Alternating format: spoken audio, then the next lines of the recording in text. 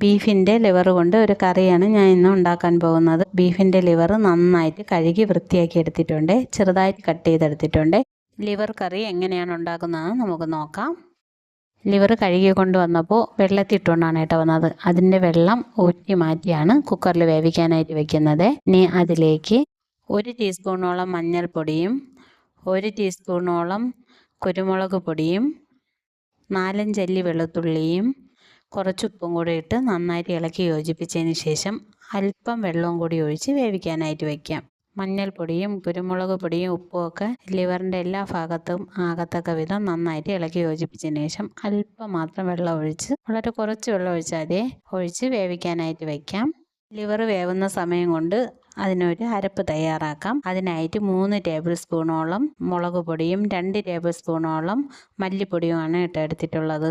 ഇനി അതിലേക്ക് കുറച്ച് വെള്ളവും കൂടെ ഒഴിച്ച് ഒന്ന് അരച്ചിട്ട് വരാം. ഇത് കറിക്ക് കൊഴുപ്പ് കിട്ടാൻ വേണ്ടിയിട്ടാണ് കേട്ടോ. ഇനി കറിക്ക് ആവശ്യമായ സവാളയും ഉള്ളിയൊക്കെ ഒന്ന് വഴറ്റിയെടുക്കാം. 100 ഗ്രാം ചെറിയ ഉള്ളി എടുത്തിട്ടുണ്ട്. അത് തോലൊക്കെ കളഞ്ഞ് ഇതുപോലെ അരിഞ്ഞെടുത്തിട്ടുണ്ട്. പിന്നെ എടുത്തിട്ടുള്ളത് 4 മീഡിയം സൈസ് സവാളയാണ്. അത് ഇതുപോലെ ചെറുതായിട്ട് അരിഞ്ഞെടുത്തിട്ടുണ്ട്.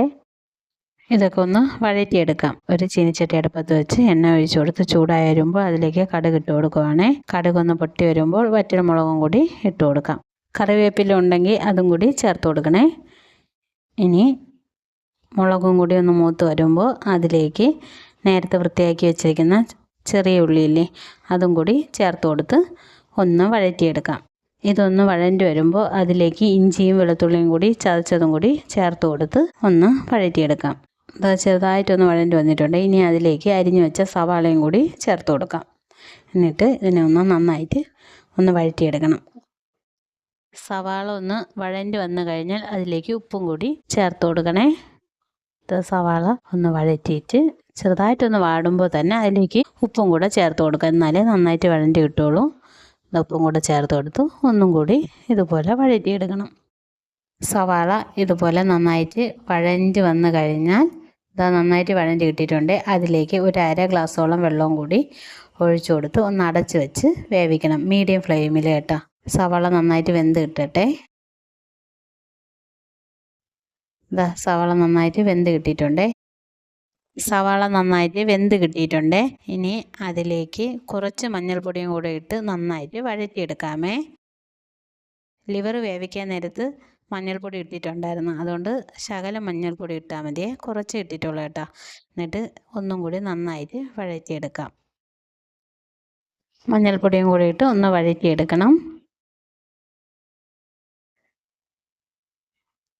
ഇതൊന്ന് വഴണ്ടി വന്നു കഴിഞ്ഞാൽ അതിലേക്ക് നേരത്തെ അരച്ച് വെച്ചിരിക്കുന്ന അരപ്പും കൂടി ചേർത്ത് കൊടുക്കാം. ഇത് നന്നായിട്ട് വഴണ്ടി ഇട്ടിട്ടുണ്ട്. ഇനി അതിലേക്ക് നേരത്തെ അരച്ച് വെച്ചിരുന്ന അരപ്പില്ലേ, അതും കൂടി ചേർത്ത് കൊടുക്കാം. ഇത് അരപ്പ് ചേർത്ത് കൊടുക്കുവാണേ. എന്നിട്ട് മിക്സിയുടെ ജാറിലല്ലേ നമ്മൾ അരച്ചത്, അതിനകത്ത് കുറച്ച് വെള്ളവും കൂടി ഒഴിച്ച് ഒന്ന് കഴുകി അതും കൂടി ഒഴിച്ചു കൊടുക്കുവാണേ. എന്നിട്ട് ഒന്ന് നന്നായിട്ട് ഇളക്കി യോജിപ്പിക്കണം. അരപ്പിൻ്റെയൊക്കെ പച്ച മണം മാറും വരെ ഒന്ന് നന്നായിട്ട് ഇളക്കി കൊടുക്കണേ. അത് നന്നായിട്ട് ഇളക്കി യോജിപ്പിക്കണം. അതിനിടയ്ക്ക് ലിവർ വെന്ത് കിട്ടിയിട്ടുണ്ടായിരുന്നേ. ആദ്യത്തെ ഒരു വിസിലിന് വെന്തില്ലായിരുന്നു, വീണ്ടും ഒരു വിസിലും കൂടെ വെച്ചപ്പോഴാണ് വെന്ത് കിട്ടിയത് കേട്ടോ. ഓരോ കുക്കറിൻ്റെയും രീതി അനുസരിച്ചിരിക്കുവേ.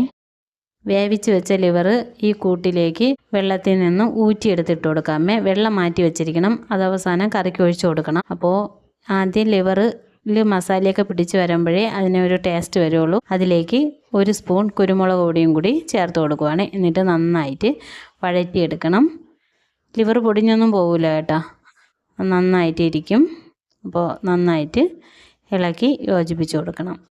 കുരുമുളക് പൊടിയുടെ അളവൊക്കെ ഇഷ്ടാനുസരണം ഉപയോഗിക്കാം കേട്ടോ. എൻ്റെ കയ്യിലുണ്ടായിരുന്ന കുരുമുളകിന് വലിയ എരിയില്ലായിരുന്നു, അതുകൊണ്ടാണ് വേവിക്കാൻ നേരത്തെ 1 ടീസ്പൂണും കറിക്ക് 1 ടീസ്പൂണും കൂടെ ഇട്ട് കൊടുത്തത്. എരി കൂടുതൽ വേണ്ട എന്നുള്ളവർക്ക് കുറച്ചിട്ട് കൊടുത്താൽ മതി കേട്ടോ. നന്നായിട്ട് ലിവർ വഴഞ്ഞ് വന്നിട്ടുണ്ട്. ഇനി അതിലേക്ക് നേരത്തെ ലിവർ വേവിച്ചപ്പോഴുള്ള വെള്ളമല്ലേ, അതും കൂടി ചേർത്ത് കൊടുക്കാം. ലിവർ വേവിച്ചപ്പോൾ മിച്ചം വന്ന വെള്ളവും കൂടി അതിലേക്ക് ഒഴിച്ചു കൊടുക്കാം. ഇങ്ങനെ വയ്ക്കുമ്പോൾ മസാലയൊക്കെ ലിവറിലൊക്കെ പിടിച്ച് നല്ലൊരു ടേസ്റ്റി കറിയായിട്ട് തന്നെ കിട്ടും കേട്ടോ. ഇത് ചോറിൻ്റെ കൂടെയും പുട്ടിൻ്റെ കൂടെയും ചപ്പാത്തിയുടെ കൂടെ ഒക്കെ കഴിക്കാമേ.